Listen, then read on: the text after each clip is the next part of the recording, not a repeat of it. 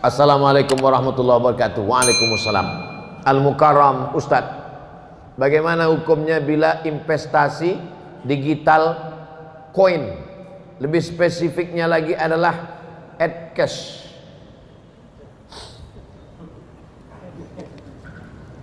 Dulu awal-awalnya jual belinya, bapak punya padi, saya punya ikan. Ikannya ditukar dengan padi. Kamu mau ikan ini tukar dengan padi? Mau. Karena nggak mungkin dia makan beras nggak pakai ikan. Saya pun nggak mungkin makan ikan nggak pakai nasi. Maka kita tukarlah. Ikan saya bagi 2, beras kamu bagi.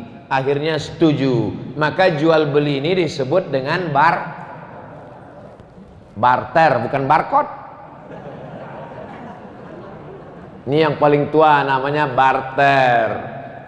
Kemudian maju lagi dari Yunani ada logam yang dicetak bulat-bulat, namanya dinar.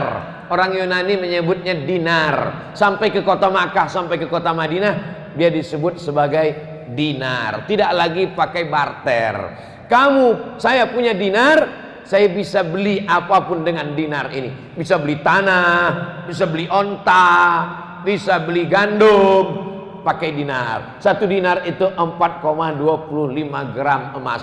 Meningkat dari barter menjadi dinar dan dirham. Meningkat yang ketiga. Yang ketiga, tidak lagi pakai dinar.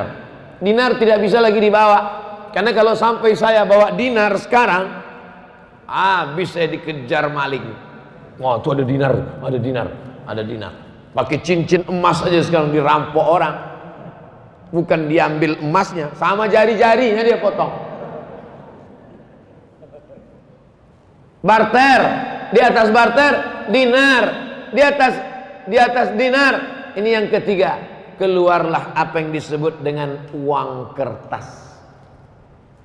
Uang kertas dicetak oleh negara supaya emas tidak berkeliaran di jalan. Di Indonesia ada berapa emas? Misal 1 ton. 1 ton emas dikeluarkan kertas senilai 1 ton itu. Negara hanya boleh mencetak kertas sebanyak emas di negara itu. Jadi kalau di negara itu emasnya cuman 50 kilo, maka boleh dicetak uang kertas senilai 50 kilo. Jadi di seluruh dunia ini yang paling banyak boleh dicetak kertas adalah di Pulau Jawa. Karena disitulah emas yang paling banyak.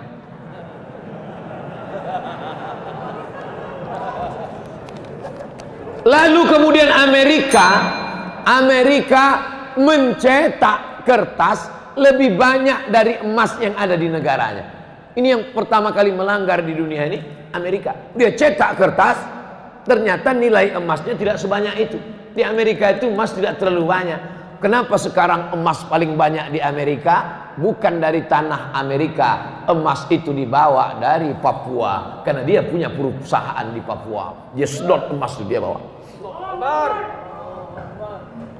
Lalu kemudian Amerika melanggar itu. Dia cetak kertas banyak-banyak, emasnya tidak sesuai dengan itu. Tapi karena dia punya kekuasaan, dia menguasai dunia, akhirnya boleh negara mencetak uang kertas walaupun tidak senilai dengan emas yang ada di situ. Sudah 3. Barter, dirham, dinar, kertas. Sekarang puncaknya yang keempat. Ini yang disebut dengan duit digital. Digital money. Produknya banyak, macam-macam. Sama dengan uang kertas. Namanya uang kertas, tapi ada rial, ada ringgit, ada rupiah. Nah sekarang yang keempat ini digital money, money crypto. Jadi macam-macam dia. Duitnya nggak ada. Kalau kertas tadi masih ada kertasnya. Ini kertas. Yang ini digital money. Uangnya tuh di alam gaib. Nggak ada. Tapi dia punya. Adanya cuma di handphone, cuma di laptop. Disimpan di suatu tempat. Maka kesepakatan pertemuan ulama di Universitas Darussalam Gontor Ponorogo Ketemulah di situ pakar-pakar ekonomi Islam. Kesepakatannya dua. Yang pertama, sebagai alat tukar bisa. Sebagai alat tukar. Misalnya saya mau jual mobil saya. Datang jamaah dari Masjid Jami Al-Mukarramah. Ustaz Somad, ya, saya mau beli mobil Ustaz. Mana uangnya? Uangnya di alam gaib Ustaz. Saya pakai uang digital. Sebagai alat tukar, kalau saya mau, boleh. Saya terima uang digital kamu, ini kirim ke sini, saya simpan di akun ini, boleh. Sebagai alat tukar. Tapi sebagai alat investasi, sebaiknya tidak. Kenapa sebaiknya tidak? Karena nilainya tidak stabil. Uang kertas saja pun nilainya tidak stabil. Uang kertas mengalami resesi. Uang kertas mengalami apa yang disebut dengan nilainya tak sama, jatuh.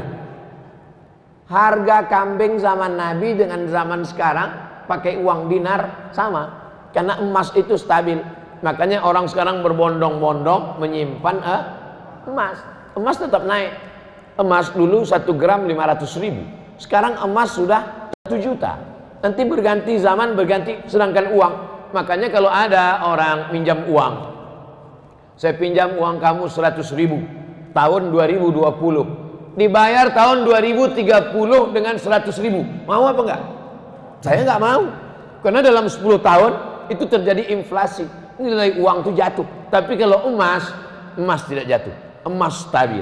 Nah, jadi ada satu usaha mau mengembalikan umat Islam ini kembali pakai emas, pakai mata uang emas. Kalau Eropa bisa pakai satu mata uang euro, umat Islam juga bisa pakai mata uang emas, dinar. Bisa atau tidak bisa? Bisa. Tapi umat yang paling bisa disatukan ini umat Islam. Tuhannya berapa?